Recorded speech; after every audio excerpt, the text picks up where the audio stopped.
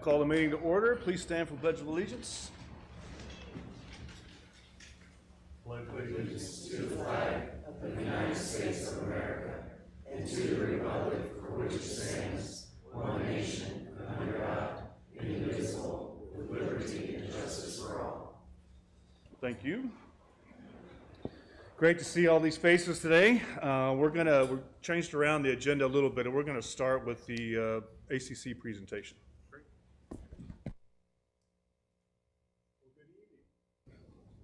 Chris is on. There we go. Good evening, everybody. We turned up the AC an hour before you guys got here, but there's so many people in here, so I do apologize. It's a little bit warm. We tried to add as many chairs as possible. We were able to steal some of them from the lobby area because they have the silent auction going on right now for the Golf for Charity event. So if you, on your way out, you're welcome to bid on something, and it'd be great to help our community. It's all for charity. Jason said we rearranged the schedule. We normally would start with approval of the minutes and go into joint advisory committee reports, but we decided to just move everything forward and have the ACC covered first. After the board is all done with that, you can stay for the entire meeting. You can leave whatever you like, but we wanted to accommodate everybody. In preparing this, in doing this presentation, it's similar to what I gave last week at the work session. We've refielded a number of questions, and so I've tried to incorporate as many questions as possible or answers to those questions in the presentation. So I've tried to do that as much as I can. After this presentation, we will have an open forum session where you can come up and you'll be given 3 minutes. Jessica has a timer. Jessica over here has a timer. We time it. We want to make sure that everybody gets a fair amount. You can use less than 3 minutes, but you can't use more than 3 minutes, okay? And what we ask is everybody make their statement, and then after we're all done, after everybody member's done, then the board will respond, okay? So it's not a give and take, it's not a back and forth. It's almost like what the city does, how they handle theirs. So just want to kind of give you a format for how today's meeting is going to go. So first of all, we're going to talk about the potential shift of the POA managing of the ACC. Okay, so first of all, well, today is the 25th. And so the board is going to consider voting today at their regular meeting. This is called the regular meeting of the board of directors, as opposed to last week, which was the work session. Okay, if approved, and the key word there is if, the transition would take place on August 1st, so only a month away. Okay, here are the goals, and these slides have not changed since last week. I've added a little bit more detail, but so the first goal is provide the ACC staff with the resources, support, training, leadership to ensure outstanding customer service is provided for our members. Ultimately, it's for our members. We want to make sure that whatever we do benefits our members. Second goal, provide our members with consistent, unbiased administration of the ACC rules and regulations. I've heard this over and over again. It's unbiased. I drive by multiple houses that are in violation. Why don't they do something, so forth. We want to make sure that we're consistent throughout. Goal number 3, improve efficiency and streamline the approval process. Visited their offices last week. Everything's on paper. They have a room almost this size with, I am not exaggerating, 60 to 70 file cabinets, nothing digitized. Our accounting department downstairs, paperless. That's the way to go. Everything needs to be digitized, needs to make them more efficient. They're doing the best they can, but we need to give them the resources to be successful. Increase, this is a critical one, and I probably should have made this the #1 goal. Increase community participation and transparency in the ACC process. The ACC board meetings and the ACC Rules and Regulations Committee meetings will be open to the community. So this boardroom, if you notice, we have cameras pre-positioned in multiple locations. We call this the producer's area. We have one of our IT employees over there, and he switches the cameras. And we have all our committee meetings in here, and we live stream them, and we record them, and they're all available. They're all archived on our website. So we have about 8 years worth of meetings of the board that are available on the website. Right now, the ACC board meetings are not open to the public. You can't get any, you can't participate, none of that. Our goal is to include the community and be transparent. So if you are going to the board and you're appealing a decision that has been made by the ACC staff and you don't agree with it and you go to appeal, it'll be right here. You'll be standing in front of the microphone and you'll appeal to the ACC board. It'll be a light of day, okay? That's very important, but it's not how it is now. If changes are made to the ACC policies, there is zero community involvement. What we're proposing is complete community involvement. A lot of, or not, maybe not complete, but a lot of community involvement. All right, ensure there is no negative financial implications for the POA. Nothing, no negative. We're not going to take on a dog. The ACC is already self-sufficient. Plus, we are asking for at least $600,000 in reserves. So that means that that operation has to go very upside down before it hurts us in any way. And I'm going to talk about this in more detail in a couple slides. And then a clear separation of responsibilities between the ACC and the POA. An individual that serves on the POA board cannot serve on the ACC board. We don't want to have a consolidation of power. That would not be a good situation. Okay. So you guys thought you got done with graphs when you graduated from high school. So here's a couple graphs. All right, so this is what is already in place. We have the POA board. We have 9 board members. They're all here right now. They're elected by the community. So when you decide that you want to run for the board of directors, you actually go to the elections committee. You fill out your application.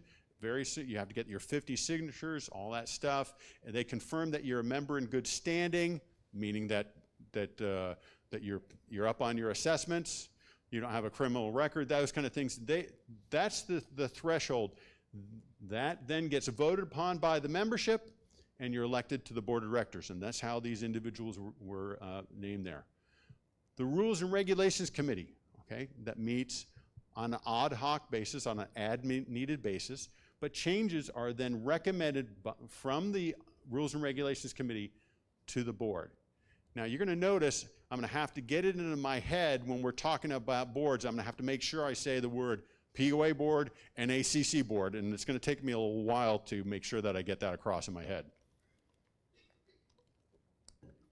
What we're proposing is we're going to take the elections committee that's already in place, and this elections committee here is in the middle, and the arrows are pointing out, they're not pointing in, because they're their own committee, okay? Meaning the board of directors cannot go to the elections committee and tell them what to do, okay? They can't go to the elections committee and say, we don't like this person, we don't want them to run for the board. They can't do that. They act independently. So what we're going to do is we're going to repurpose this committee that's already working really well and name it the POA Election and ACC Nomination Committee, the longest committee name we've ever had. And what they'll do is they will solicit applications to serve on the ACC board, they will interview them, and they will make a recommendation, okay? And that process is consistent with how the board fills open board positions, okay? So it's already in the policies, so we're just applying that same policy in a different section. It already works, you have it in another area that works. So they make their recommendation, okay, candidate 1, 2, 3 is the best candidate, we recommend to the ACC board. Now it doesn't go through a vote of the community, it has to be a majority vote. The ACC board can either approve or reject the recommendation. That's it, okay? They can't say, well, no, we wanted this other candidate. They can only approve or reject. It's a check and balance. These 7 members, I'm going to talk about those 7 members. Also, we'll have an ACC Rules and Regulations Committee, and they will make recommendations up. And I'll talk about that in just a moment. All right. So let's talk about the ACC board. All right, 7 members, 5 from the community, 2 employees to start. The 2 employees will be myself and Doug McCash. Doug is our general counsel, okay? Our goal is to not be on that board too long, okay? Our goal is to have an all-volunteer board. How long will Doug and I serve on that board? I don't know, a year, 2 years, something like that. We want to make sure that there's a smooth transition, okay? But our ultimate goal is to get off that board. No members of the POA board. We talked about the consolidation of power. You don't want to have the board chair of the POA board also be the chair of the ACC board. That's a consolidation of power, and that's not good. You have to have checks and balances in place. Open meetings. All the meetings will be open, okay? Currently, they're not open, which I just said right there. All volunteer board, no compensation, okay?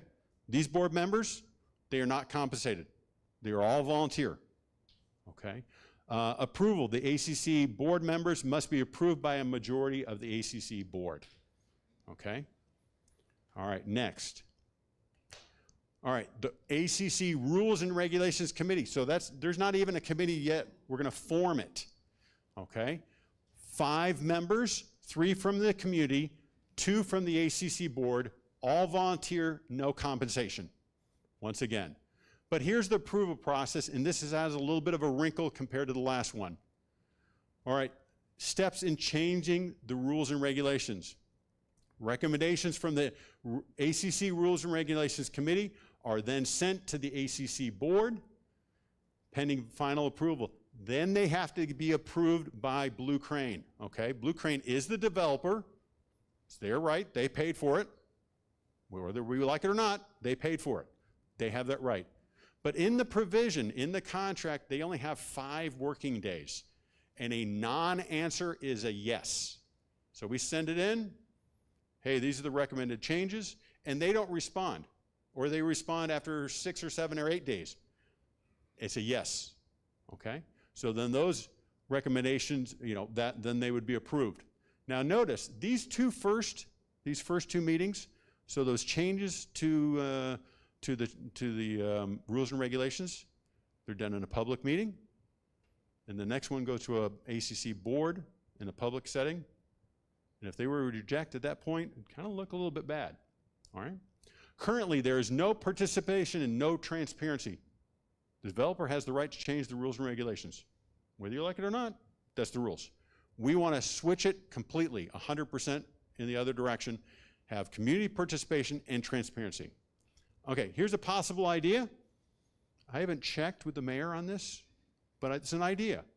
What if we had a non-voting representative from the city attend the meetings so that the ACC Rules and Regulations Committee in the city can coordinate efforts to eliminate redundancies and overlaps. Let's have them work together as one. Now have them a non-voting member, because that probably makes sense to have them a non-voting member, but let's work directly with the city. Transparency, open meetings, live streamed, community involvement. All right. Now, we talked about the committee with the longest name ever.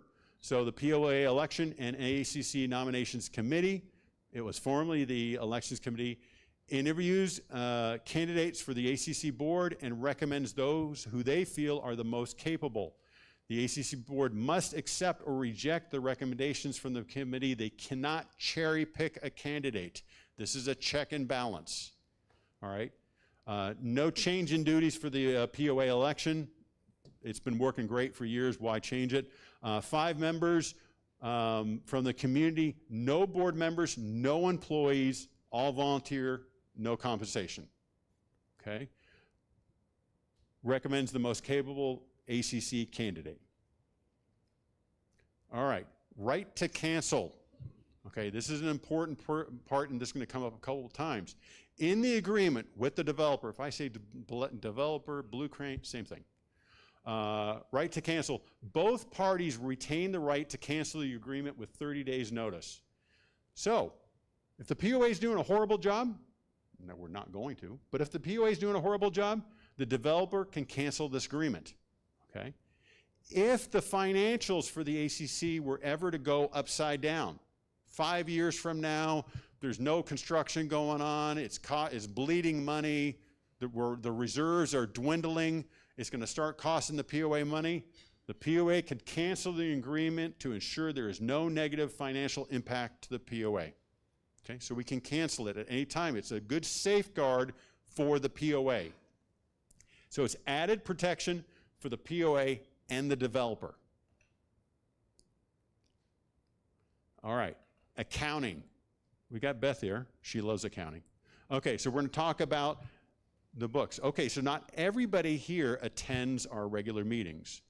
But if you do attend our regular meetings, you see that we always present our financials as the POA and the water department, and then we also present it as the consolidated, okay, which is everything. But for decades, we have been presenting it as the POA and the water department, and we keep them separate, okay? We're going to do the same thing for the ACC, and we've been doing this for decades, so we're just going to replicate the same thing. So you'll notice I'm going to say over and over again, we're doing the same thing. We're using the same policies. We're just replicating everything. If it works, let's use it again. So separate books. Follow the tried and true method of the water department. Accounting for the ACC would be kept separate from the POA, including a separate P&L and balance sheet. How much reserves does the ACC have right now? Anybody know? Absolutely not, because it's confidential information. 2 months from now, you'll be able to go to the report and we'll be able to tell you, because it will be covered in this meeting, in the board meeting. It'll be fully transparent, okay? All right, staff and payroll. Similar to how we do the water department, the ACC staff will be POA employees, okay?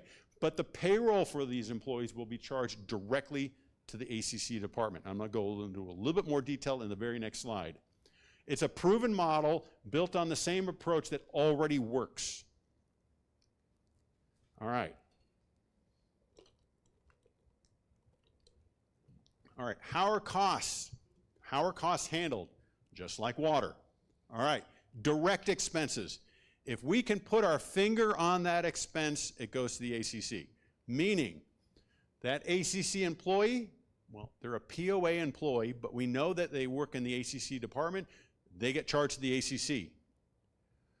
Their rent, because they're currently renting a location, that goes to the ACC. Supplies, they have to buy a new desk for their conference room.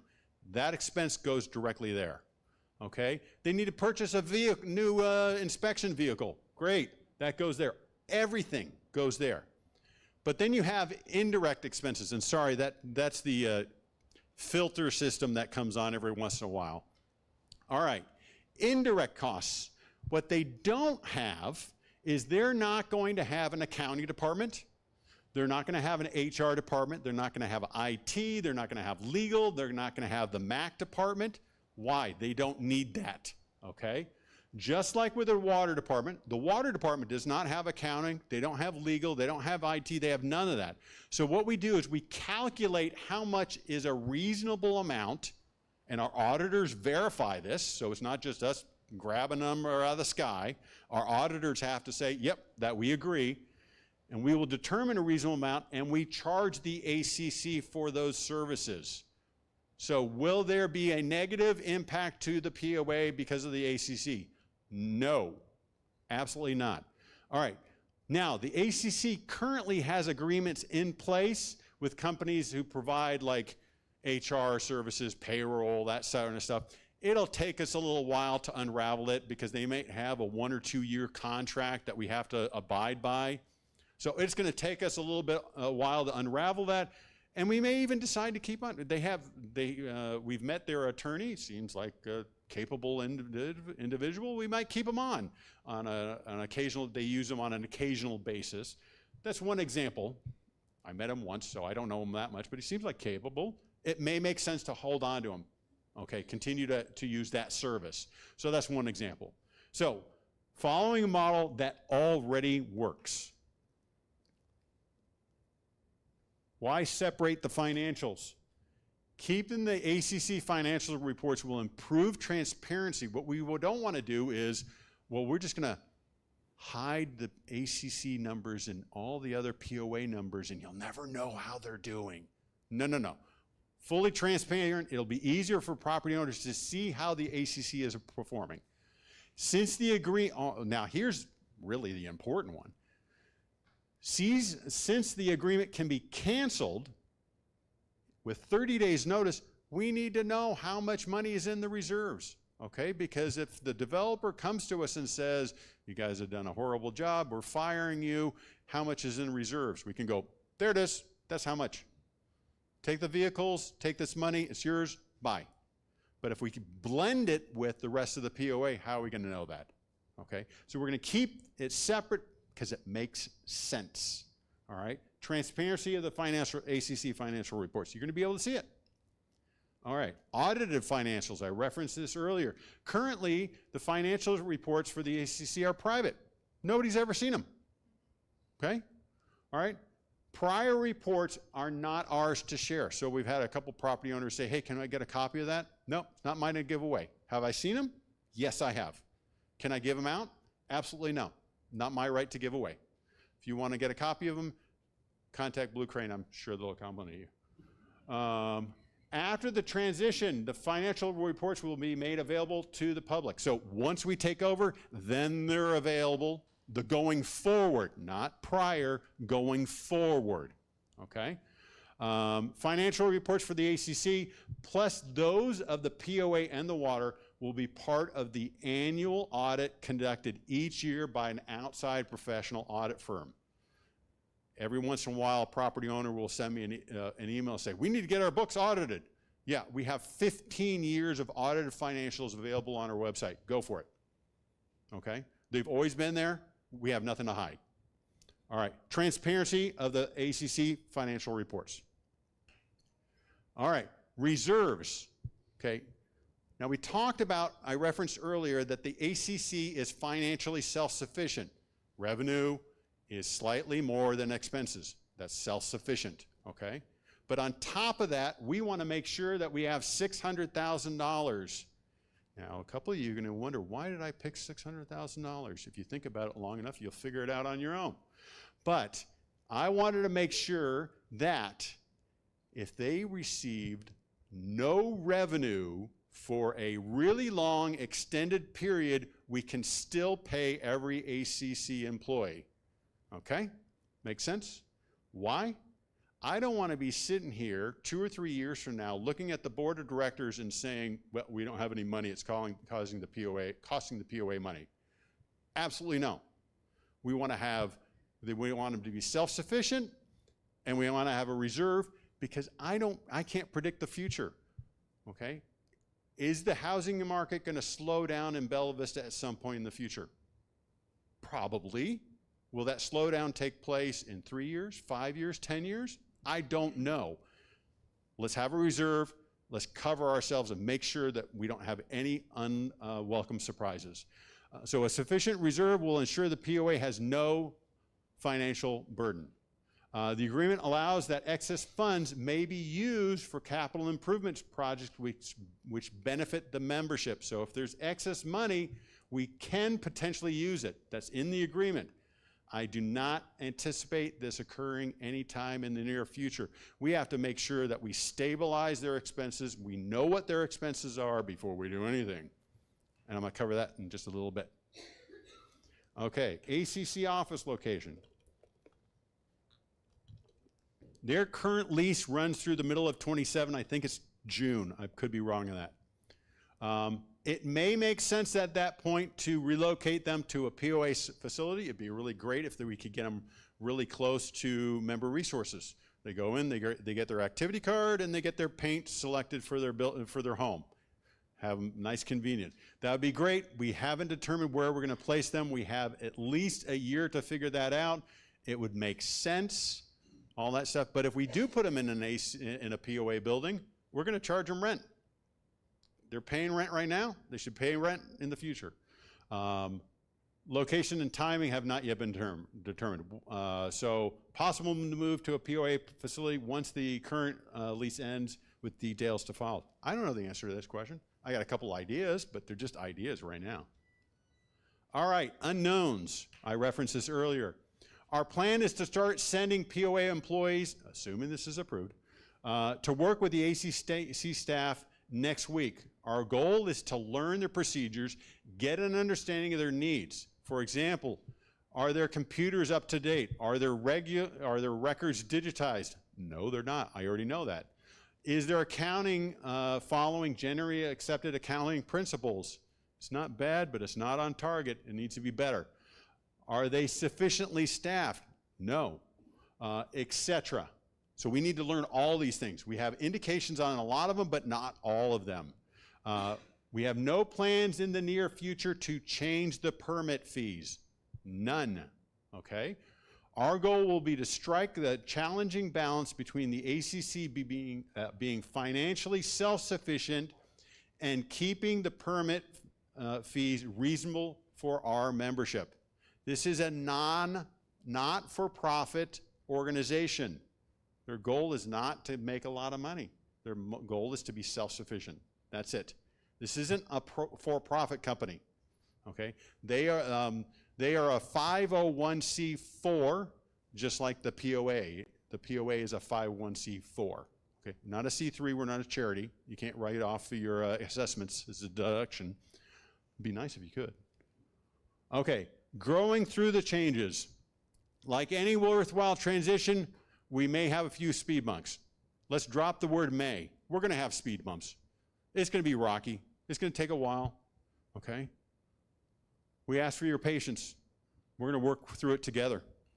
And we're gonna ask for volunteers to serve on all those different committees that I referenced. We want volunteers. If you're concerned, volunteer. Be a part of the solution. Concerned with a delay. This is my single biggest concern right now, delay. Okay, this is a real long paragraph, I apologize. With the voluntary departure of the ACC administrator, it was determined by Blue Crane and the POA that the proposed transition to the POA management of the ACC should take place as soon as reasonably possible to limit the negative impact to our members. A lengthy delay in filling this critical position could result in delays to the overall approval of permits. It is also determined that it would be unreasonable for Blue Crane to replace this position just prior to the transition to POA management. While the transition timetable is accelerated, Blue Crane and the POA are confident an orderly transition can take place. Sounds like someone from marketing wrote that, huh? I'm concerned that any delay in this transition could have a negative impact on getting permits approved. Okay, so they have 5 employees. They've already lost the administrator, so that was the person in charge. They're gone. They have 4 employees. Okay, so anytime you hear about a corporate change or a transition or something like that, what does every employee do? I better go apply for some jobs. We start losing these employees, we got a big problem. Okay? We just had a conversation with one of the employees this morning, and they approve this, and they approve that, and they approve this. They're the only ones that have the codes for this system, the only one that has the codes for this system. We start losing those employees, we're in big trouble. And what's gonna happen is permits are gonna get delayed. I don't want that to happen. I don't want that to happen. So is this accelerated? Yeah. Does it freak me out a little bit? Yeah. Do we have it covered? Absolutely. Do we have the team that can make it happen? Absolutely. Why not have the city do this? Well, we have this nice code, 14-56-204. A municipality shall not regulate residential building design elements. Well, that's pretty straightforward. Now, there was some commentary on social media today that was really interesting. They tried to really dig in deep on it, and so they were saying, well, maybe there's an exception here. Let's look at this exception. So I went to an attorney and had him view it, because we all want to be amateur attorneys, but let's go to a real one. And so he wrote, so we were talking earlier that a marketing person wrote, now we have a legal person writing this one. The exception stated in Arkansas Code does not prohibit municipalities and private individuals from entering into separate agreements amongst themselves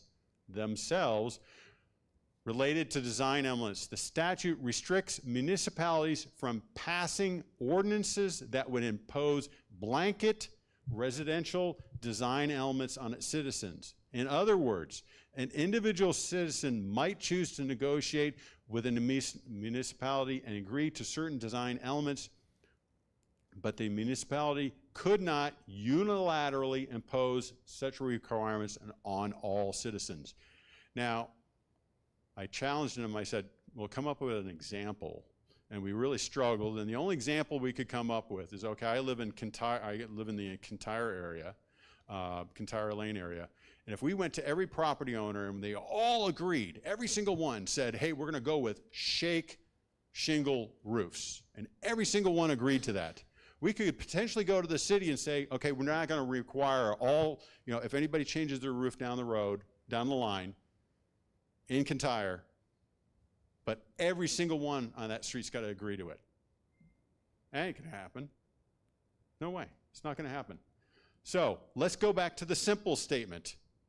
A municipality shall not regulate residential building design elements.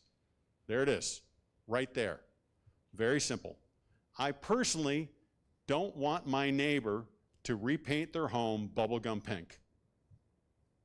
I think it'll have a negative impact on my property values. I personally, that's why I live in a planned community.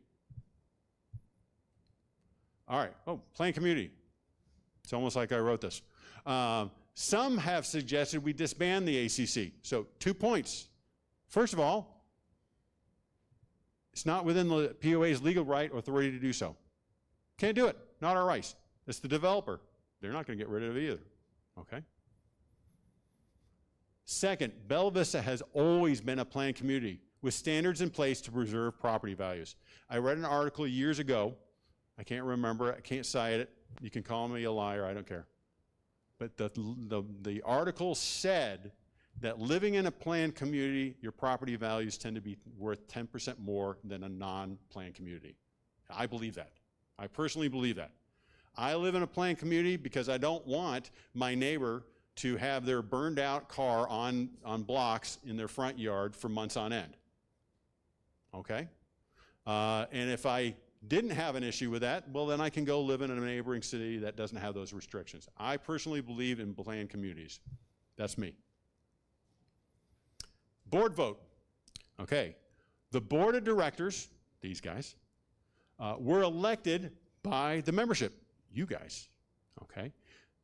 As elected representatives of the community, it is the board of the directors who will vote on this proposal. So a couple of people have said, well, why, this should be a community vote. Now, you voted for these individuals. You're not going to go to the U.S. Senate and tell Tom Cotton what to do, okay? You don't get a vote. He votes, okay? All right, frequently asked questions. Marketing person put this together.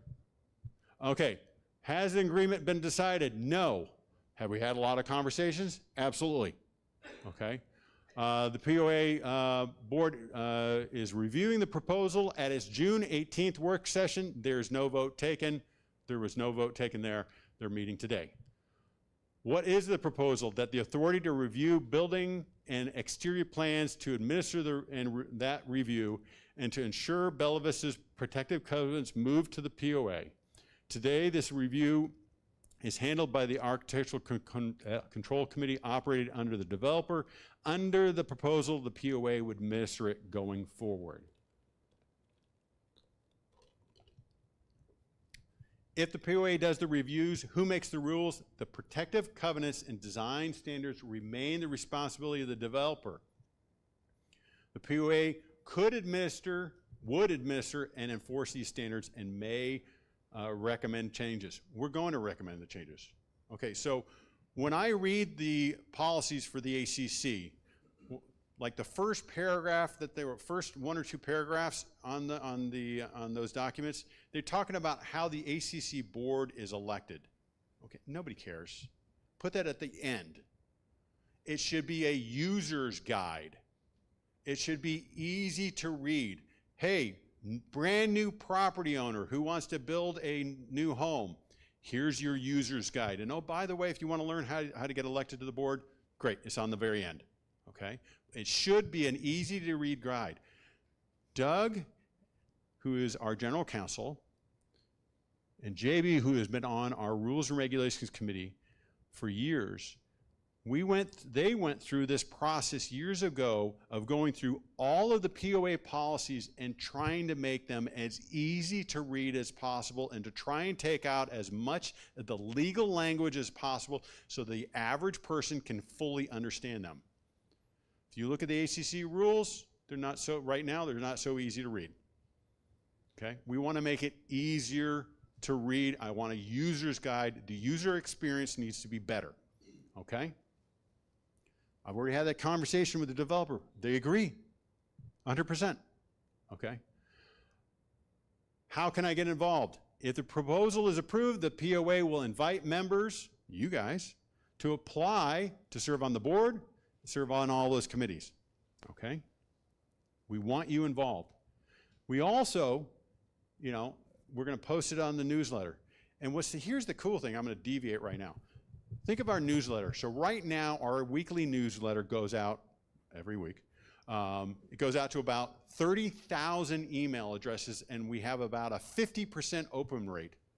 What if we included helpful ACC information? Just one message a week, just one small thing. Hey, by the way, if you're gonna do this, make sure you get a permit, or make sure you do this, make sure you put your trash can away. How can we communicate, use the information that the POA has at its disposal to make the lives for our property owners better? Because we always want to do, we have this mission statement, we always walk by it, enhancing the lives of our members. That's what our goal is, and that's what we think that we will accomplish with this. All right, will my assessments or dues go up? No. We've talked about we're going to keep it separate. Now, is it possible a year or two from now we might go for an assessment increase? Yeah, that's what the POA does. We have our costs go up. Will it have anything to do with the ACC? No.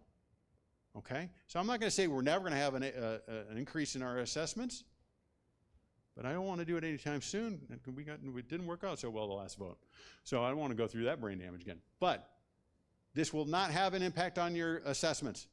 Separate books. All right. Will this make getting approvals easier for people building their homes? Yeah, we talked about that. We want to make it more efficient. We want to make it quicker. I don't like it when I hear, now I have no control over it right now, when people come to me and they say, I'm not getting a return call, it's taking too long to get it approved, all those things. Now, will that change on day one if the POA takes over? No, it's going to take us time. It's going to take us time, but we're going to get there.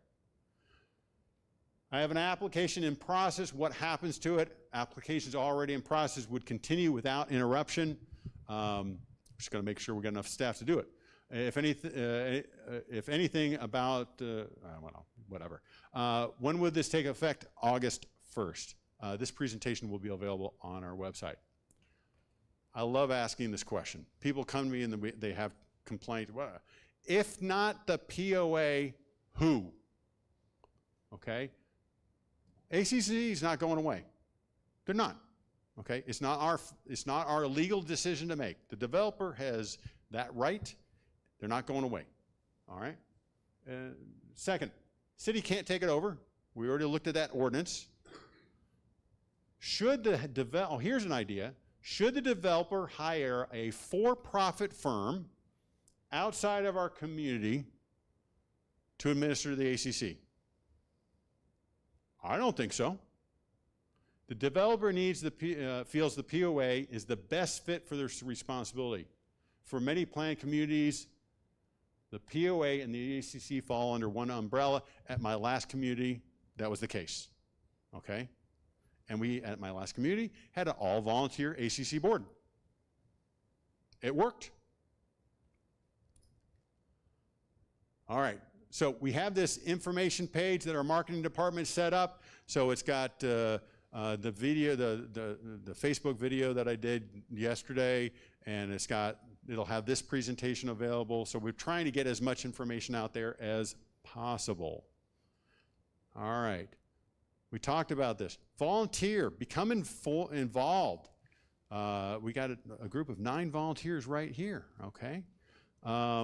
This is your chance to make a real difference. We're excited to welcome neighbors into 5 positions on the ACC board, 3 positions on the ACC Rules and Regulations Committee, and 1 position on the POA Elections and ACC Nominations Committee. So we got a bunch of openings coming up. What we'd like to do is try and fill those positions in a pretty quick pace because we want to make sure that we hit the ground running, okay? So get involved. Corporate Secretary, Jessica, right here. She's already updated the form. We just used the same form that we used for ACC, JAC. So if you want to volunteer for the Joint Advisory Committee to serve on the Golf Committee, the Lakes Committee, the Rec Committee, we use the exact same form, and you can volunteer for the ACC, okay? One of these committees, all right? We welcome you. And I said, we're moving quickly. Get a hold of Jessica. Jessica will be here after the meeting. So if you have any questions, you want to corner her, you can. All right. Key points. All right. Greater transparency. It's currently not in place. Greater transparency. More community involvement. Currently not in place. No negative financial impact to the POA. Improved efficiency and customer service. Those are the 4 messages. It all boils down to those 4 things that we want to accomplish. I got the microphone. Okay. All right, so that's the end of my presentation. So now we're going to go into where property owners can come up one at a time. Jessica has they signed up. You're going to come up to the mic. Please state your name clearly, okay, and state your address. And if you're not a homeowner, but you're a property owner, just tell us what road your property is on. We're going to limit you to 3 minutes. She's got a timer here that's going to come on. She threatened to turn on the timer before the presentation started. She wanted to try and limit me to 3 minutes. Wouldn't have worked. Okay.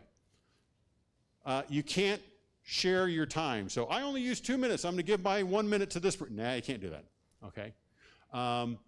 So every property owner will talk. Okay, this isn't a debate. You just come up and you talk into the microphone. Okay, and you'll notice that I'll be keeping notes and everything. I'll keep notes. Okay, that's a point. You know, I'll try and address anything. Hopefully, I've covered most of the stuff in the presentation. But if I've missed anything, I'll try and cover that. Okay, so once all the members have spoken, either the board chair, Jason, or myself respond, and then we're done. Okay, so it's not oh, well, I got another question. That's not how it works, okay? So we'll do this in a very orderly manner because we have several people on the list. Yes? We have several. Oh, he's got it. Okay, great. And I'm going to leave this slide yes? Okay, don't worry.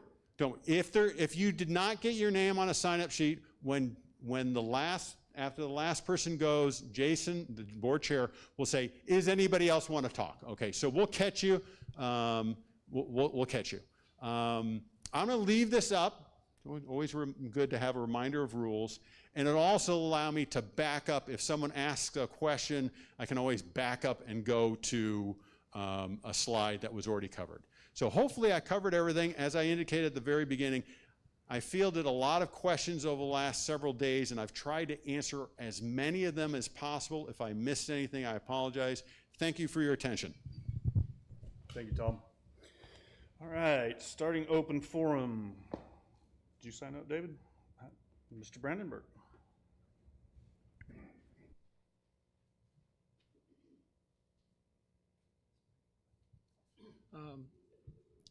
David Brandenburg, Hornby Lane. I watched the last week work session and viewed the presentation with the updates again today. And we all know that the ACC has been a topic of concern and conversation for a long time. And I believe that this proposition has a very real chance of success and improving things for our property owners and making our community a better place. So I urge you to go ahead and vote in favor. Thank you. Thank you, David. I didn't use my 3 minutes either. No. You can't pass it on either, David. Next, Patty Foss.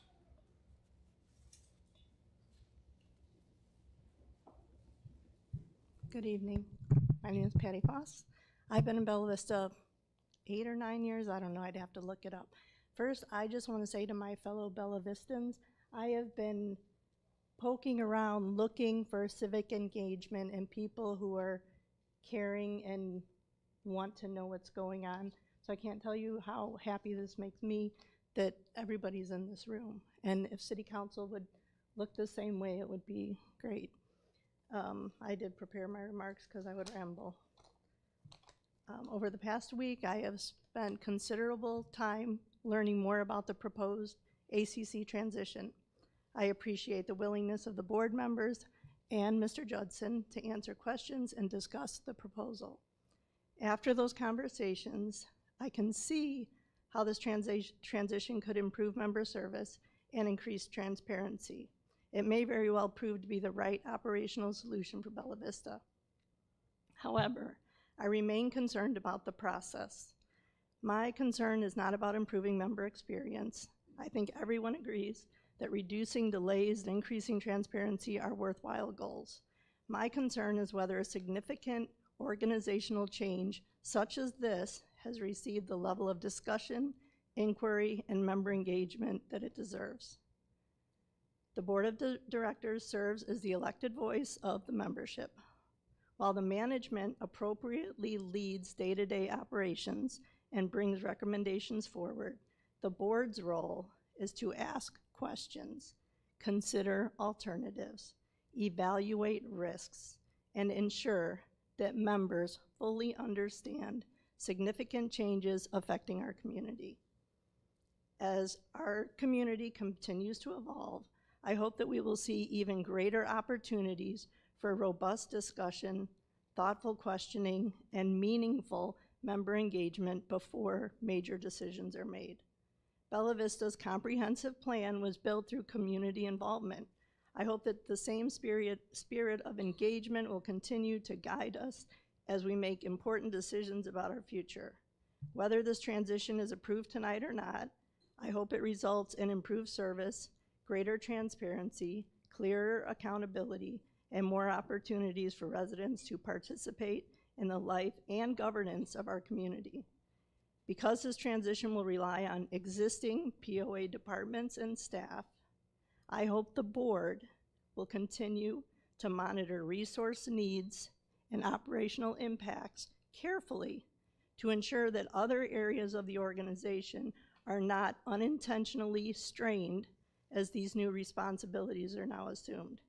Thank you to the board, the staff, volunteers, and community members who continue to serve Bella Vista. I will say, my one remaining question is, if I were you guys, why did that administrator leave? Thank you, Patty. All right, next, Charles, and I'm sorry, I can't,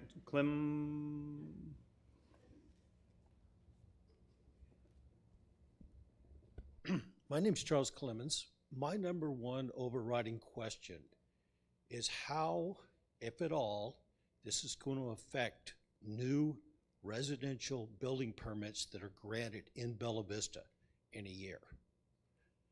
Coupled with that, I guess one of my concerns would be that this might be used as a fast track to build a number of short-term rentals to glut the market, glut the supply of housing here in Bella Vista. And as Tom mentioned, we might have a slowdown in building in the future. Well, if there's a large increase in the supply of housing, especially short-term rentals, if we have a drop in demand in the future, that's going to go diametrically against what you say your strategic goal is, which is to maintain property values. So that's my number one concern. How is that going to affect, if at all, the number of new residential building permits that are granted in a year? Thank you. Ruth? Thatcher? Yeah, sure. You want, I'll get you mine. Reasons for the POA to take over the ACC. Membership of the POA would be involved, and that's something new, that since we are not involved at all now, it would be an improvement. Consistency across the board. Consistency is number one concern in Bella Vista when things are permitted of new ideas, etc. Aim for outstanding service, which has not been a consideration at this time. We do not consider this ACC as outstanding service. Streamline efficiently in the approved process. 2 instead of 3 agencies involved, and that's been a problem all along. We talk about the 3-legged stool. A 2-legged stool in this case would be very good instead of a 3-legged. Steps to regulate the committee members and actions. There's no action now that gives us any permit to regulate at all. It would be a great improvement as we go. They're all positive changes for the POA membership, which many have been asking for the past 26 years that I've been here in Bella Vista. And I think it's time that we make some changes and make it friendly to the POA. I urge you to vote yes on this issue. Thank you, Ruth. Did anybody else not sign up that you wanted to speak? Jump on up there.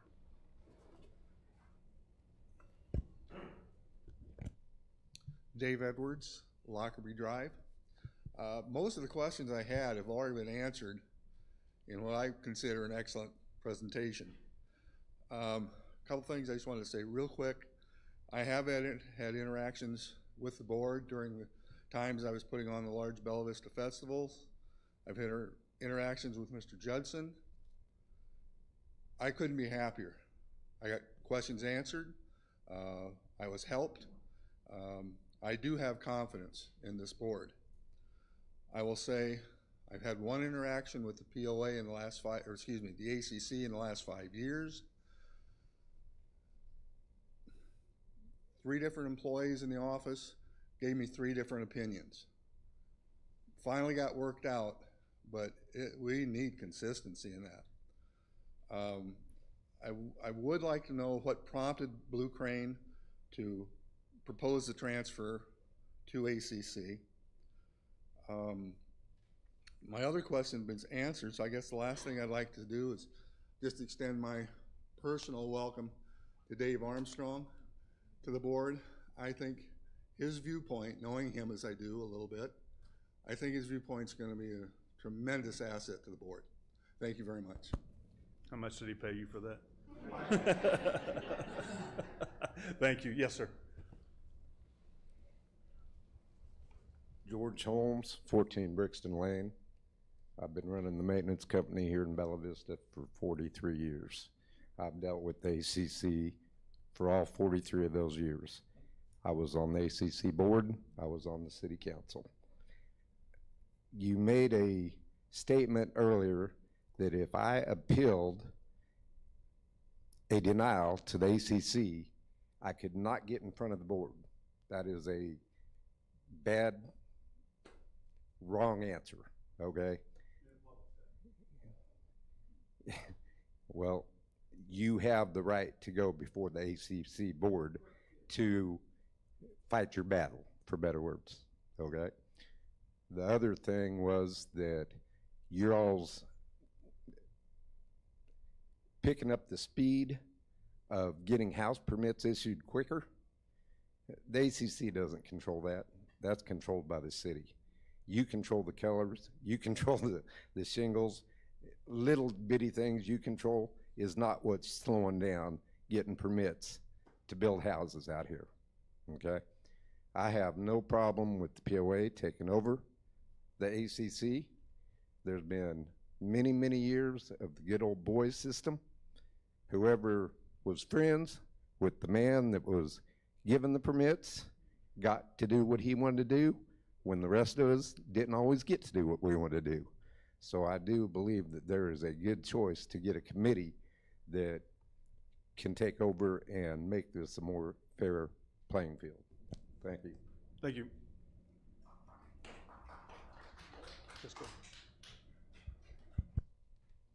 Good evening. My name is Ben Hunt, 21 Harborough Lane.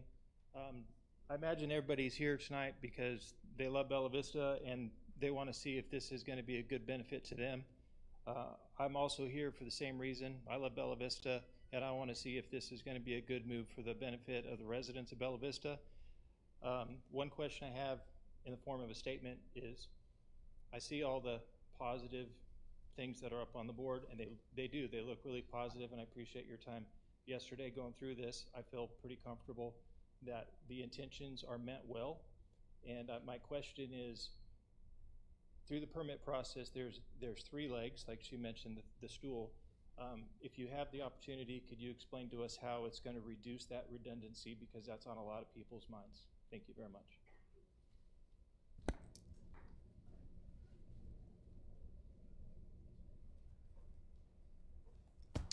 Anybody else want to step up to the microphone? Yes, go ahead. I hate talking in public, so if it's not You're fine.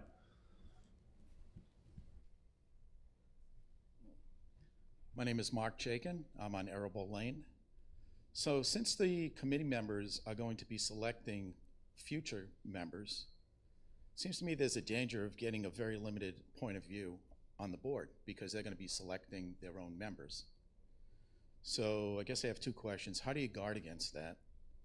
And also, will there be, I know it's not elected, but will there be term limits so that nobody gets on the board and stays forever?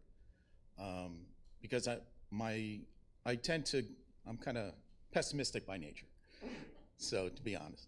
So my concern is that it's not an elected position. So if the board starts going in a direction that the members are not comfortable with, it doesn't seem like the members would have any recourse to that. So I'm just wondering, how do you keep it open at the board level as far as perspectives, and then do you limit the amount of time that people can serve on it? Thank you. Thank you. Anybody else? Yes, sir. Piggyback on something you just said? Is that allowed? No, it's unfortunately, sorry. Yes, sir. Good evening. My name is Cody Conklin. I'm at 4 Pratt Lane. Building on the gentleman's point earlier who spoke to the fast tracking of potential short-term rentals. My partner and I relocated to this area about 2 years ago from Nashville. We lived in a neighborhood that was once rich in community, and unfortunately, short-term rentals moved in as the popularity of that area grew, and we saw that community just crumble.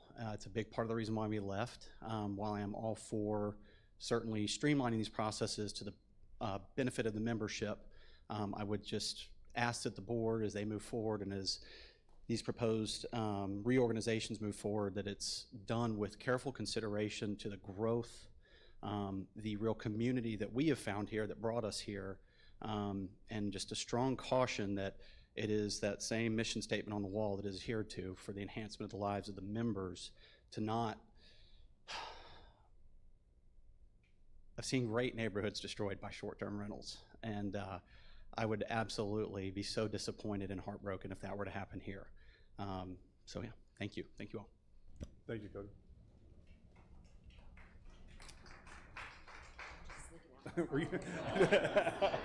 You almost got stopped. Yes, sir, go ahead. Yeah, my name's Greg Ballman. We live at 5 Rackwick Circle. I appreciate the presentation tonight. I think it was really educational. I'm just kind of getting up to speed with what's going on with this. But being in the development world, building private golf communities through the years, and serving on boards like the ACC, I understand kind of the developer side, that's kind of the private side, versus something like this that almost feels natural and inevitable that the ACC would move to the POA. It just seems to make sense because everybody in here has a vested interest in the community, and you do too. So I think it's a great move. I think it's the right move, and I hope everybody can get on board. So. Thank you. Anybody? You're not on the list. Go ahead. Bob Brooks, Superman Girlfriend Lane. have we looked into, our management team looked into ascertain whether or not there's been any legal actions brought against the ACC or legal challenges? And if so, have those been cleared up before we take over?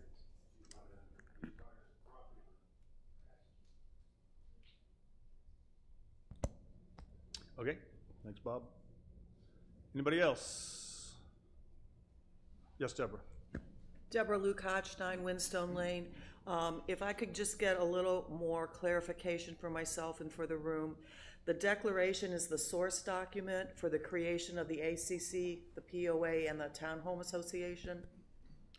If that is the source document and to change the declaration takes a 2/3 vote, is moving the review authority from the ACC over to the POA a significant change to that declaration, and help me understand why that would not require a vote. Thank you. Thank you, Deborah. Anybody else? Okay, I know we have one email that has been sent in. Go ahead, Jessica.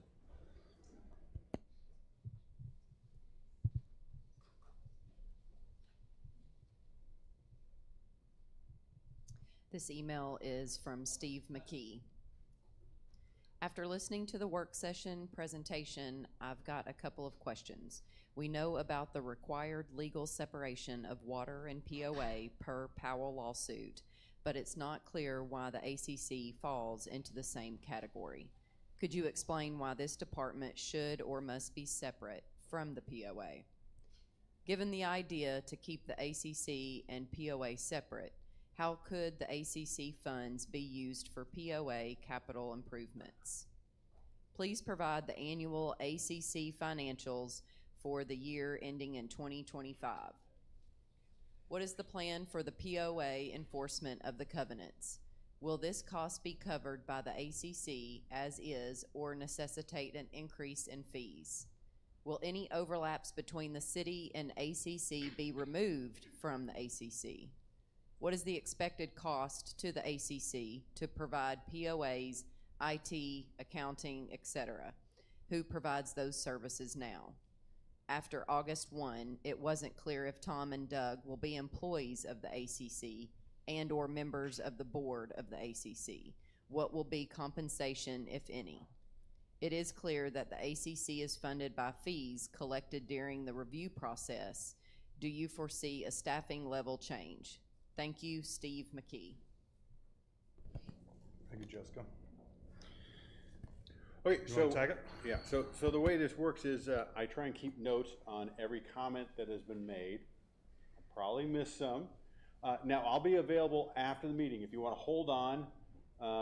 If I miss anything, if you don't want to talk in front of other people and you want to approach me one-on-one, if you have whatever, I will be here and I will stay as long as you need me to stay to address that. So if I miss anything, I do apologize. I'm going to try and make sure that I cover everything.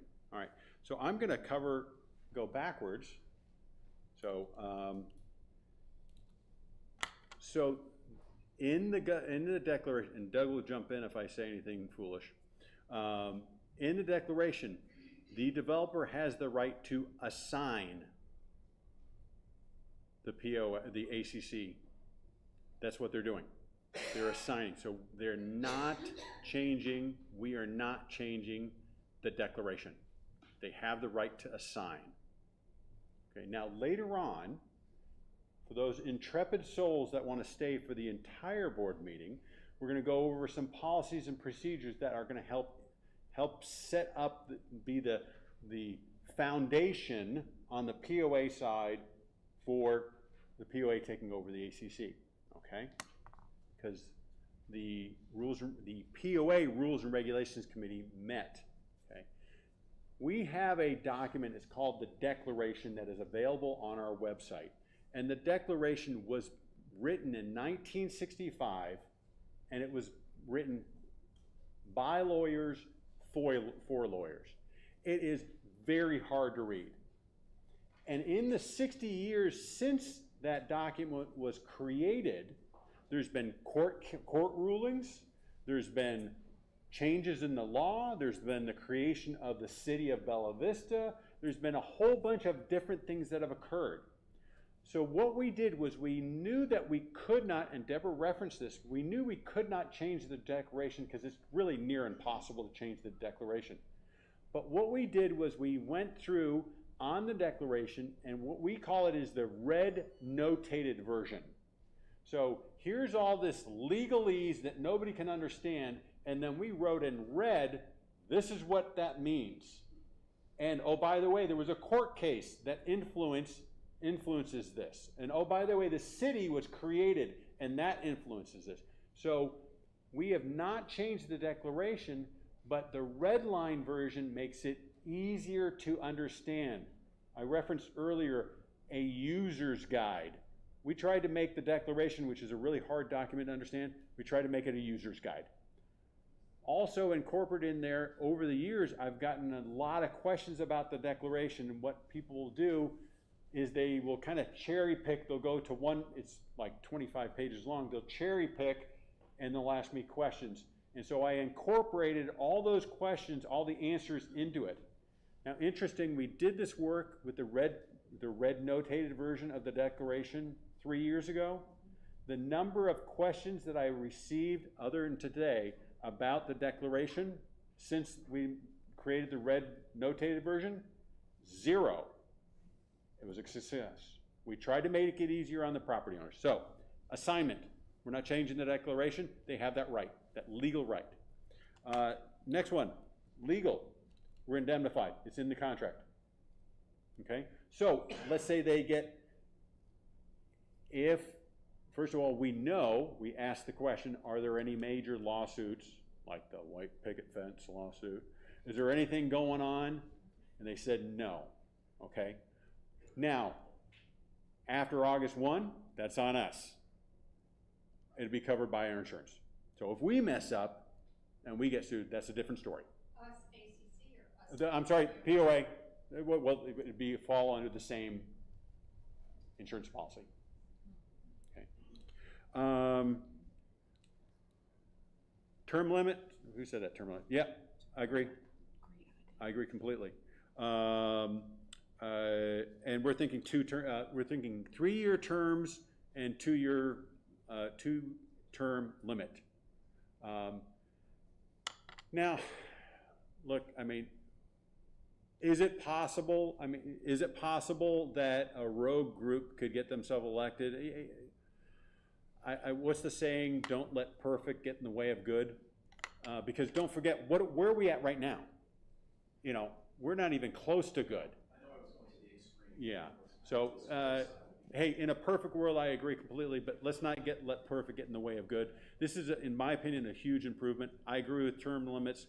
What we plan on doing for the 7 members is, 2 would have a 1-year term, 2 would have a 2-year term, and 3 would have a 3-year term. And that way we have a nice steady rotation so that you have a continuity of history. And it sounds like you are informed. I encourage you to volunteer. There we go. Growth control. We got to be really careful about growth control. And one of the comments was a fast track. Someone used the word fast track. Okay, so I don't want to give the impression that we're going to fast track or ignore. The ACC serves a proper function. So do I want to improve the efficiency? Absolutely. Do we want to fast track and just approve everything? No, that's not what I'm saying. So I want to be very careful about that. And some of the issues about building permits and STRs really are more city issues than ACC issues. I did misspeak. Yes, you could previously incur, and that's not what I meant. I apologize. I said a lot of words up there. I meant in a public setting. You can see from what we've set up with controls and so forth, we're trying to implement checks and balances, transparency, community involvement That's where I'm really focusing in on. So you are correct, you could appeal to the board, and I misspoke in that area. Why is Blue Crane looking? That's not what they do. Blue Crane's not interested in running the ACC. Doug and I are pretty much convinced that they didn't even know about the ACC until the last minute, and they were like, "What?" I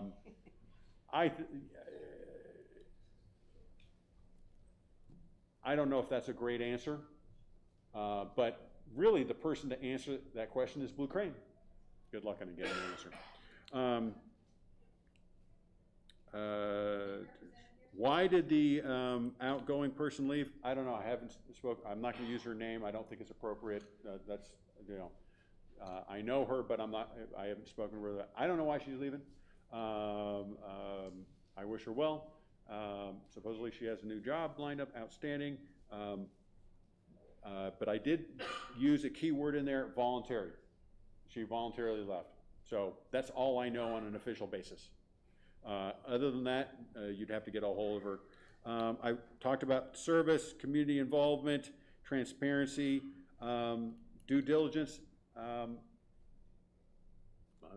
think that, did I miss anything? I think, you know, anybody that knows me knows that I work on, you know, I've been working on this, you can't believe, over the last several weeks. That's all I've been doing. You can talk to my wife, she's pissed at me. But due diligence, I feel that we know as much as we need to know at this point. Are there things that we don't know? Absolutely. Are we going to go in when we tour the place and find out stuff? Absolutely. Is it going to be a rocky road for a couple months? Absolutely. The comment I keep on telling my team is, I wish we could hit the fast forward button and be here a year from now, and I think we're going to be in a lot better place than we are. Hey, is this going to be a burden on our POA staff? Yeah. Accounting's over here. They're going to have to chip in, and legal's going to have to chip in, and the IT guys are going to have to chip in. Will we let it negatively impact the rest of the POA? No, we're not going to do that. We know what our core responsibility is. They're going to get it done. We have an outstanding team. So I am extremely confident. And ultimately, if this goes bad, I'm the one that has to sit in front of this board and then give me a hard time. So am I going to set myself up for failure? No way. I'm going to close it with this. I am convinced this is the right thing for our POA. We have the experience to make it happen. We can make it more transparent, more customer service oriented, more community involvement, create the checks and balances that will keep it running properly. I'm personally convinced this is the right thing to do. I don't have a vote in this matter, it's the board, but I'm convinced this is the right thing to do. What would be the easiest thing for Tom's personal life regarding the ACC? Not touch this at all. Why? Because I believe in enhancing the lives of our members. This will make it better. Absolutely. I believe that. Thank you, Tom. And I don't know if but that's the 3-year term, there's 3 board members on 3-year terms, so every year we're swapping out. So that's modeling it after that. Yeah. Gotcha. All right. Thank you, Tom, for answering. Next is the motion. I move we authorize management to execute the delegation of Architectural Review Authority agreement between Bella Vista Developer LLC and the POA. The effective date of this transfer will be August 1st, 2026. Thank you, Jeff. A second. Thank you, JB. More discussion?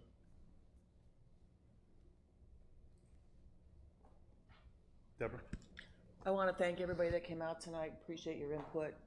It's a big decision. I like everything I heard. I appreciate the diligence that the management team has put into this, and who knows who all else. I'm sure a lot of people put a lot of work into this. Everything sounds really, really good. Patty, your concerns are the only things that give me pause. It is a big decision, and have we had enough time? I don't know yet. I have about 3 minutes to decide. Thank you, Deborah. Go ahead, Tom. The one thing I want to say, the board may or may not debate this, so I want to make sure everybody is aware of how the board works. So the board meets 3 times a month. The first time they meet is in we call the GM meeting, which is a closed meeting. The second one is the work session, that's open to the membership, and then this third one. So what happens sometimes is the board has discussed it in great detail in the first and or second meeting, and by the time they get to the third meeting, then they kind of are done talking about it, okay?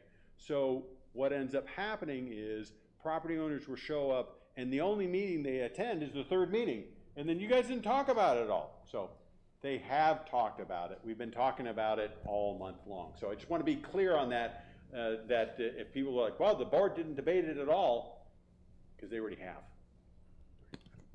Thank you. I echo what Deborah said. I appreciate everybody being here and voicing their opinion, whether it's pro or con. We always like to hear from the membership, so thank you all for showing up in this warm room and listen to Tom talk so much. Is there any other discussion? Yeah, David. I would just like to say, you know, on behalf of the board members, we've put a lot of time and effort into this decision.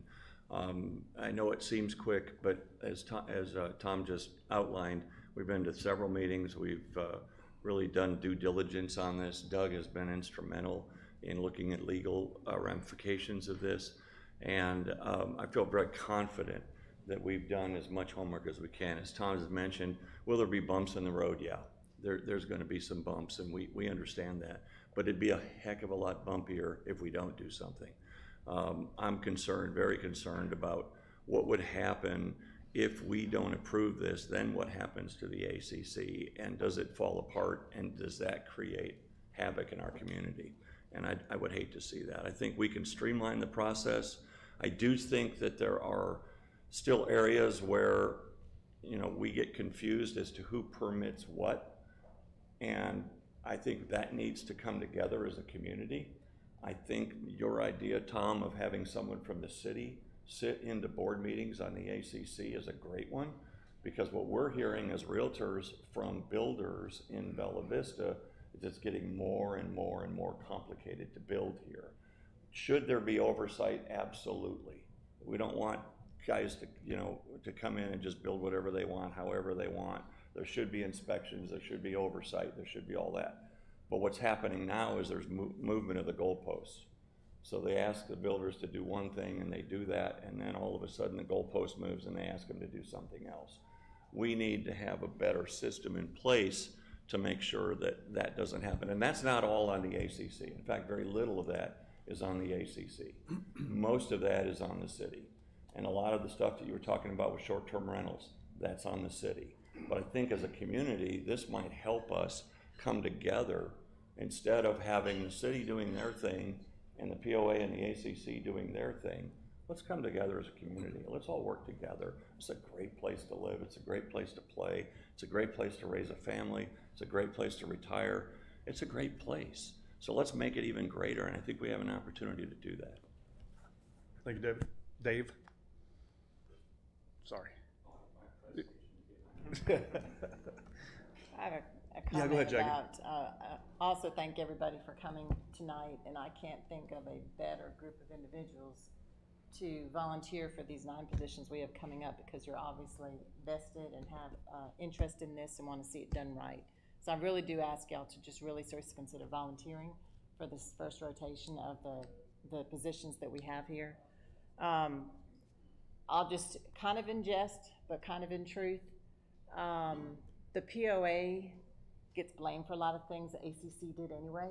So I'm kind of looking forward to us being able to have accountability and transparency and be able to communicate what's going on, so that when there are complaints, it's above board and we have a hand in making the decisions of what's going forward. So I did have one technical question. Your $600,000 reserve, the financials are private, but I guess I'm just asking, we're comfortable that that funding is available for that to be the reserve level? Yes, it's more than that. It's more than that. We've seen the financials. Our CFO, Beth, has gone through them with her team. We feel very comfortable. Yes. Thank you. Jeff, did you have anything else? Kim? Bob? Kathleen? JB? No? All right. All in favor of this motion, raise your hand. All opposed? 9-0. Thank you. All right, thank you, everybody. Okay, so we're gonna go into the next session and, you can stay for the whole meeting. Come on, it's fun. You can go to the silent auction and put bids down. Thank you, everybody. So you got a tea time?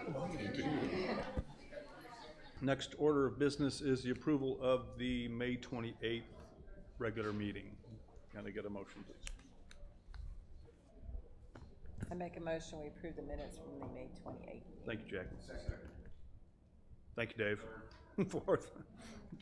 Did anybody see any, have any questions, corrections? All right, all in favor? 9-0. Next is the approval minutes of our work session on June 18th. Can I get a motion, please?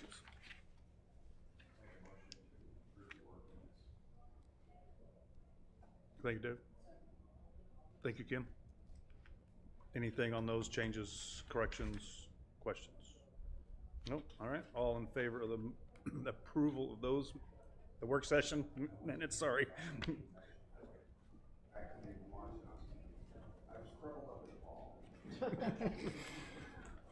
So we had 8-0. In other words, Bob abstains. Bob He abstains. abstains. He's reminding us to use our mics. Okay. Next. Phew, seems like forever. Joint Advisory Committee reports. Bob. Tom, you have, I have Rec and Lakes. Rec and Lakes. Do you want me to just say that they met and you can look at the minutes online? Yes. Okay. So the Rec Committee met and the Lakes Committee met, and they you can see all the information online. They did a great job. That gives you time, Miss Ruth, for golf.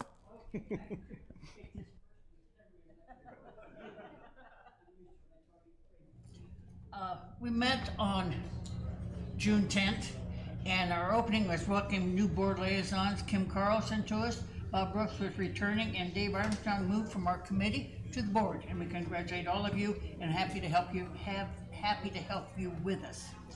The facilities report kind of revealed one thing, that the carts are a concern. They're showing a lot of wear. We're in our last year of the contract, so they're going to show wear. We've got a lot of people using carts on different situations. The next major fleet bid will be in October. New carts are expected late next year, so we need to hang on for another year. Ongoing repairs include windshields, seats, pins, and tires. So they are working on it. Anything of safety issue is being addressed. It's not that we're not addressing that. Maintenance and agronomy. 5 truckloads of sod were installed in May. 2 more were pending at the Highlands and Kingswood. Bunker edge repairs were completed at Dogwood. Erosion repairs were underway at Highlands number 1. Green aerification was scheduled to Scottsdale and Brittany next week, and the calorification on all courses in early July. The 3rd pre-emergent application was planned for Kingswood, Birksdale, and Country Club. Testing Zoysia establishments without removing Bermuda on selected holes is being done. They're going to see if that's a benefit or not. It would save money and time. Bunker rake placement remains flexible. That was an issue, whether they're in or out of the bunker. USGA recommends outside. We said what was ever best for people who are doing the work. Makes it easier.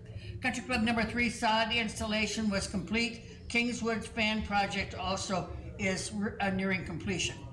The operations and revenue exceeded expectations in rounds, range usage, and also group and sales, pro shop sales.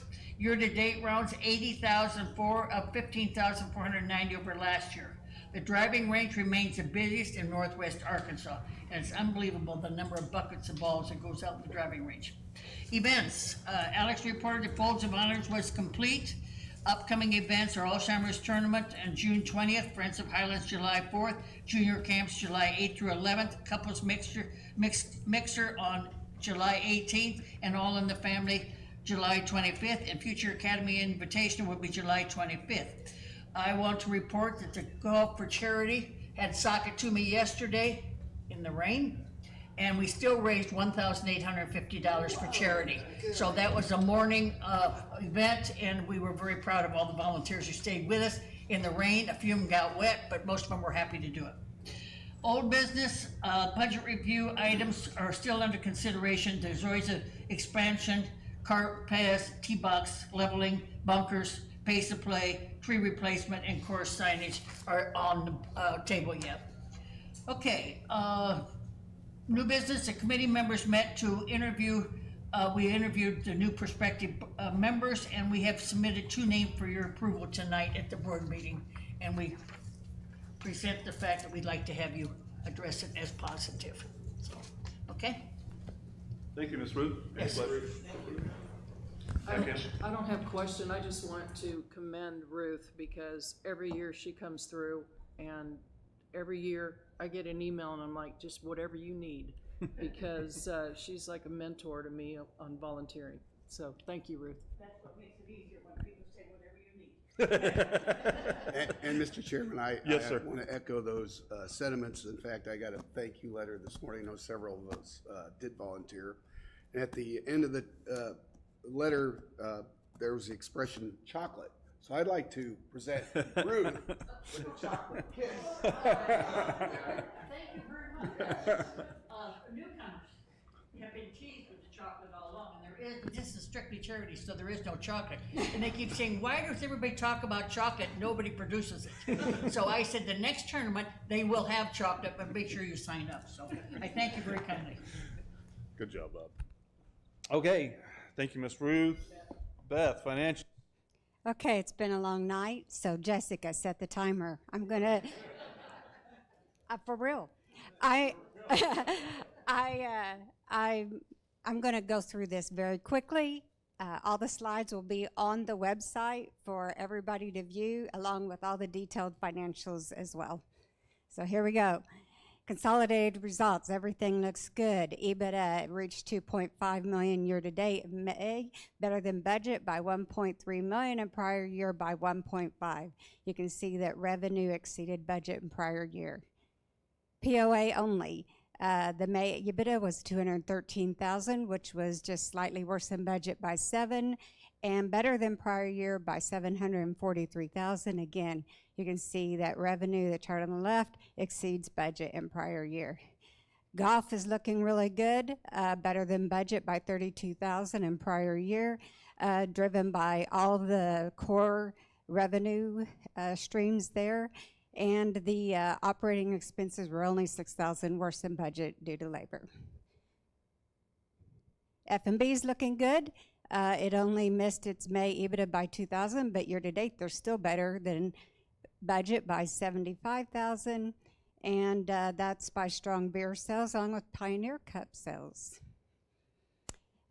Sales of foreclosed lots were 45,000 in May. That was a good win for the month. Membership transfer fees are falling a little bit behind, 57,000 year to date, and we're still seeing some of those expense timing benefits as versus actual, when they hit actual and when they hit budget. Water's looking good. EBITDA for May was 328,000, missed budget by 16,000, beating prior year by 154,000. Again, you can see revenue beat budget in prior year. There's the one pager. All the departments except for 3 are better than budget year to date. Those 3 aren't that far behind and will probably catch up. And there's your debt and your cash balances. Any questions? And I did. You got 50 seconds left.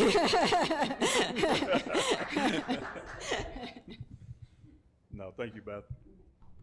I'd also like to point out that, now this happened this month, but Doug and the legal team and accounting and everybody did the online auction, and it was an all-time record, $295,000. Really?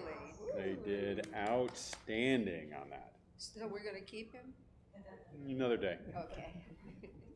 through another online auction. And the ACC transition. You're as good as your last show, Doug. That's awesome. Okay, we have a few policies under review. You want to shut this off? Yes, please. Okay, so the Rules and Regulations Committee met yesterday. Now, normally, the Rules and Regulations Committee would meet towards the beginning of the month, then you have the work session, then you have the regular meeting, and at the regular meeting, a vote is taken, and that's the first reading, and then you go through the whole process again, and then you have the second reading next month, okay?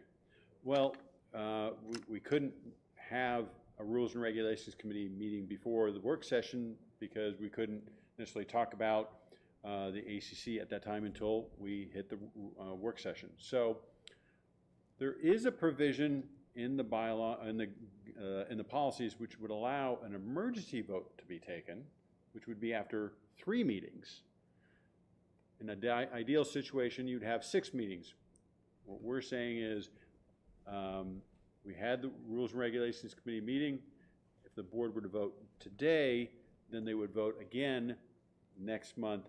It would still be 2 readings, 5 meetings instead of 6 meetings, so that we feel that that is the best approach, and not to race it. It's a little bit, it's so accelerated. I'm not going to deny that. All right, so here are the changes that we went through, and we're proposing changes to policy 1.00, which is the definitions. And really what we're trying to accomplish there is we're trying to clarify the difference between board of directors and POA boards, because we're going to have to start talking about POA board and differentiate that from the ACC board. So we want to make sure that we include that in our practice. The next thing we're looking at is policy 1.03.2, and that is changes to the elections committee to create the POA elections and ACC nominations committee, and we include the purpose in there, but also we create the structure on how this works. So if you go to Roman numeral 4, you'll see that there's an opening on the ACC board. The POA elections and nominations committee must notify the membership in 7 days. Then they have 14 days to apply, and then so forth. Now you'll notice, if you do some additional research, I've borrowed a lot of this language directly from another portion of our governing our policies for when the board needs to fill an open board position. Exact same policy. It's been in place for a long time. It works. So I just replicated it. I copied it. And so we're recommending that change. Next is we tried to make sure that we cover in here. So we included in here a comment in policy 3.08, and there is a reference to the ACC in this document, in this policy. And so we're using the note on August 1st, 2026, the developer assigned the management of the ACC to the POA. The developer retains the right to revoke this assignment. Now you'll notice, you're going to see this over and over again. We just copied it over and over again where it is relevant. Now, if you go to the next policy we're going to talk about, 3.09, you'll see that we include that provision in multiple locations. And this is when we talked about this at the Rules and Regulations Committee. In a perfect world, you'd put it at the very beginning, and then that covers everything. But what experience tells us is that property owners will jump straight to what they need to look at, and they'll bypass any entry statements. And so by including it over and over again, it's just taking up a little bit extra space on the paper, but it makes sure that when the property owners are looking for the information, they can see, oh, this is an important change. So yes, we're replicating it over again, but we're doing it on purpose because people have a tendency to just jump to exactly what they need, and then they don't read everything else. Then We have it again on policy 5.09, which is temporary parking of vehicles, same iteration again. And then in the declaration, now I referenced this earlier, this is the red notated version of the declaration. We can't change the declaration, but we can change the red notated version, which makes it easier. And you see that we added that in that section. But when you get all the way to the protective covenants, we did have to get rid of a statement in there, which says, the POA has no authority over the ACC, nor does the POA have the authority to modify the governing documents of the ACC. Well, we got to get rid of that one. Now that's in the red notated version, okay? So the board has that authority to change that. So that was a very important change because that would have been really confusing to people. And then we used the same provision over and over again in there. So those are the changes that we're recommending. And so, and I mentioned this at the Rules and Regulations Committee, if the measure for the POA to take over the ACC had failed, what we would have done is gone to all these changes and said, okay, don't do this because it's failed. Yeah. So we would have backed out. So there was no commitment. But now that it has, what we're encouraging the board to do is approve this tonight, first reading, next month, second reading. But what we'd really like to do is actually start, we need to start filling some of these committees as quickly as possible. The last thing I'm going to say is you'll notice that we have not talked about the ACC board in any of these changes. We're going to have a separate document just for the ACC, okay? It'll be on the website.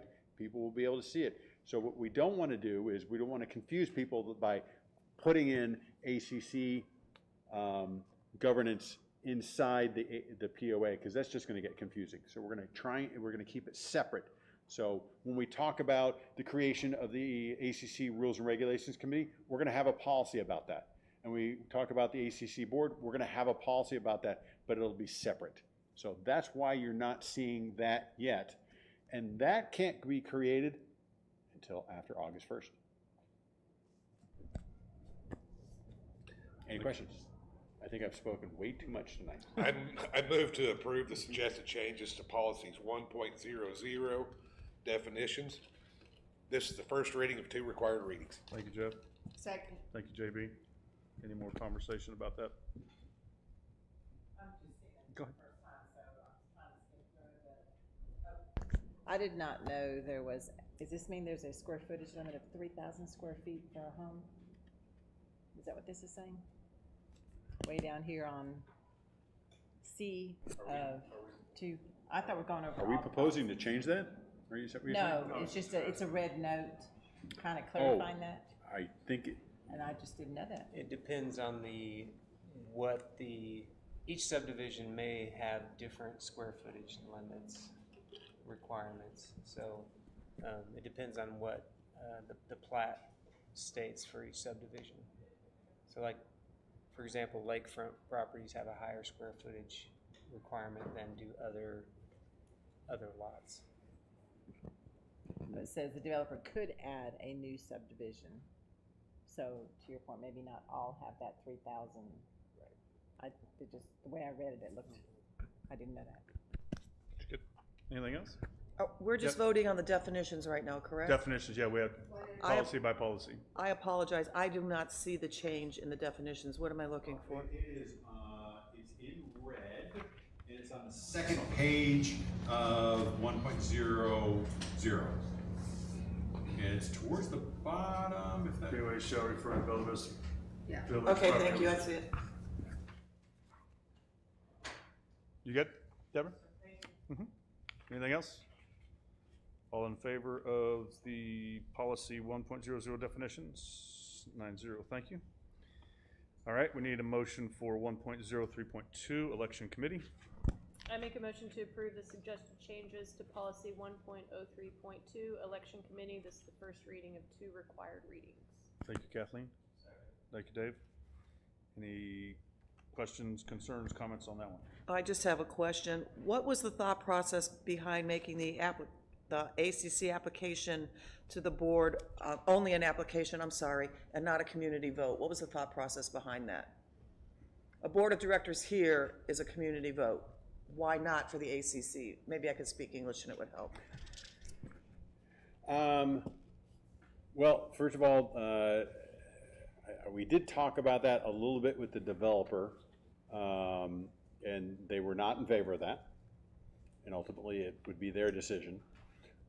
They were in favor of the idea of having the elections committee, the long committee name, appoint. Also, every vote costs the POA $55,000. And so every election, so the last board election that we had cost the POA $55,000, and we would not want to replicate that. I mean, it's possible we could combine them together, I guess. But ultimately, in discussions with the developer, they felt that this was what they were willing to agree to. Are you at liberty to share why they weren't fond of the idea?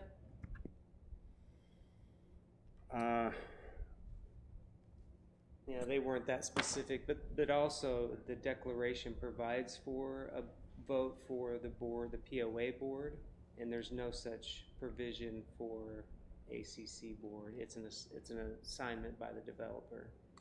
Yeah. Anything else? All in favor of 1.03.2? 9-0, thank you. Need a motion for 3.08, requests of use for the use of common property. And this time it's not in red, the change is not in red, it's in blue. Sorry. The changes that are in red are from me, the changes that are in blue are from Doug. Corrected papers. Can I get a motion? I make a motion to approve the suggested changes. Policy 3.08, requests for the use of common property. This is the first reading of 2 required readings. Thank you, Kim. Second. Thank you, Kathleen. And the only change is adding that the date that this shifts over to the POA? That's it. Anything else on that one? Yes, Dave? Oh, you're ready to vote. Dave is ready to get home. All in favor? 9-0, thank you. All right, motion for policy 3.09, dock and bathhouses. Policy first reading of the 2 required readings. I'll second it. Thanks, Jeff. Any? Same changes here, it's just adding the date. And it's on page 3 this time. Yep. Thank you. All in favor? 9-0. And a motion to approve the suggested changes to policy 5.07, temporary parking of vehicles. I make a motion to approve the suggested changes to policy 5.07, temporary parking of vehicles. This is the first reading of 2 required readings. Thank you, Kathleen. Thank you, Dave. Any conversation, questions, concerns on that one? Oh, all in favor? 9-0, thank you. Almost done. I move to approve the suggested changes to the declaration, notated version. This is the first reading of 2 required readings. Thank you, Jeff. Second. Thank you, JB. Any questions, comments, concerns? I apologize, you guys. Where am I looking for the changes on this one? Or is it everything in red? No, in this case, we call it the red notated version. So in this one, it's going to be in blue. So there's a change on the first page, which is page 30 of your document. And then you're going to skip all the way forward to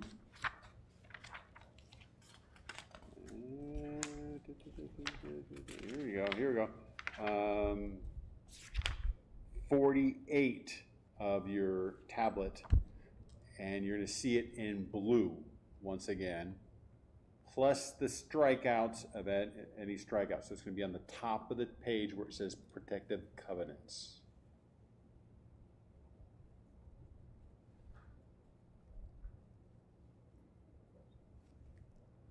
Got it, thank you. Anything else? All in favor? Right. Yeah, go ahead, Bob. I did have one question. At the bottom of that, there's a statement that says the developer has the right to revoke this assignment. Should it also include the fact that the POA has the right to retain this, to revoke this assignment? Mike, sir. Doug, what do you think?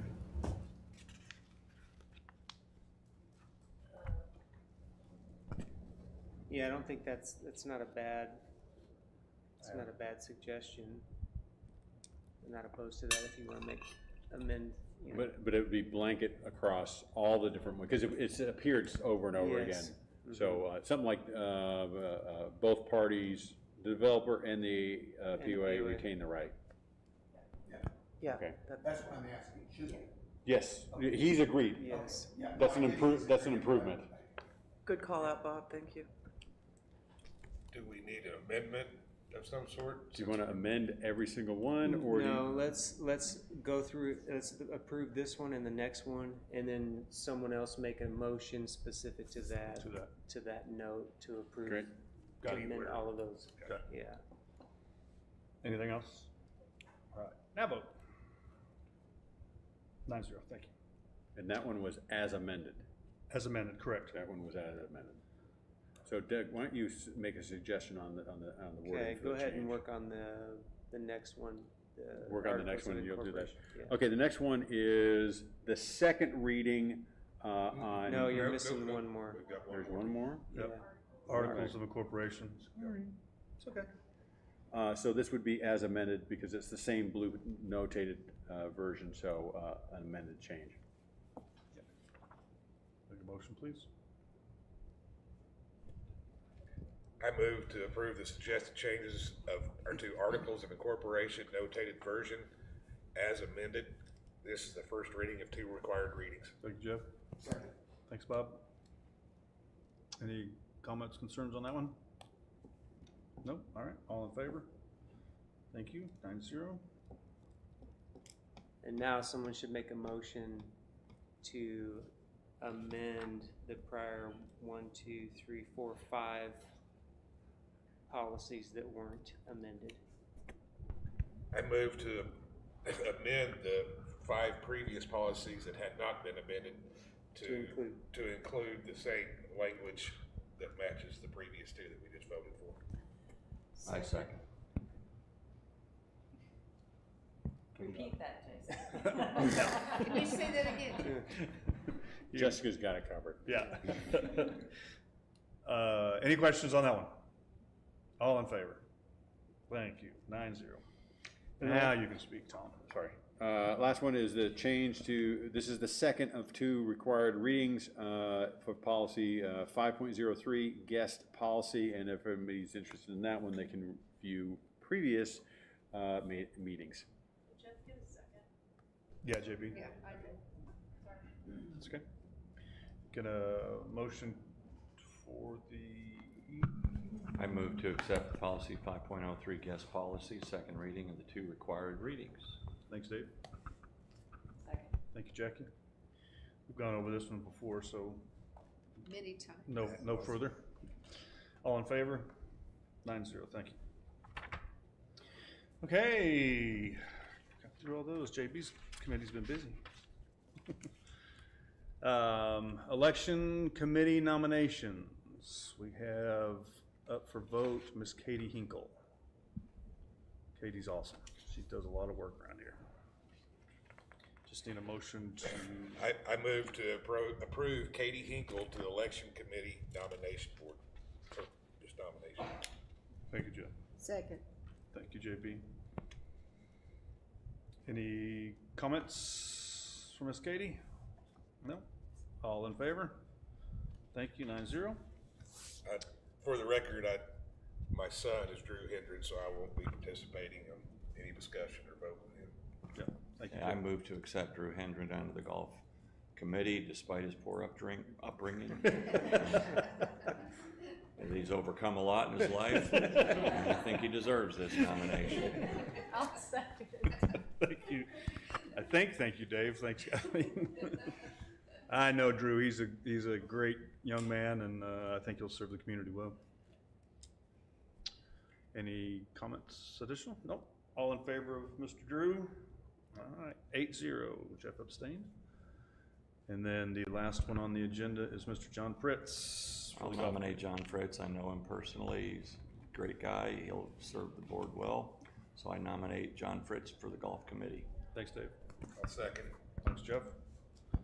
Anything else on Mr. Fritz? All right, all in favor of John for the golf JAC, 9-0. Thank you.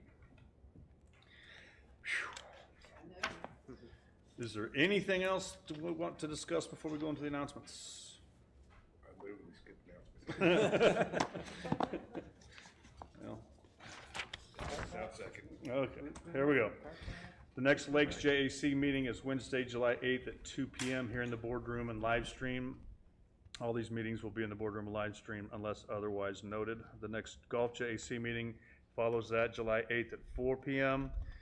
The next Rule and Regs Committee is Thursday, July 9th at 1:30. The next Board of Directors GM meeting, which is a closed meeting, is July 9th at 2:30. Board member tour that was moved from 2 weeks ago. It's now July 10th at 9 a.m. Meet in the lobby of the Country Club. This is a closed meeting. Board of Directors next work session is Thursday, July 16th at 9, and our next regular session is July 23rd at 6 p.m. here in the boardroom and live streamed. Did I skip over it? That's an oversight then. They are meeting. Yeah, apologize, they're meeting. Is there anything else to discuss? Meeting adjourned.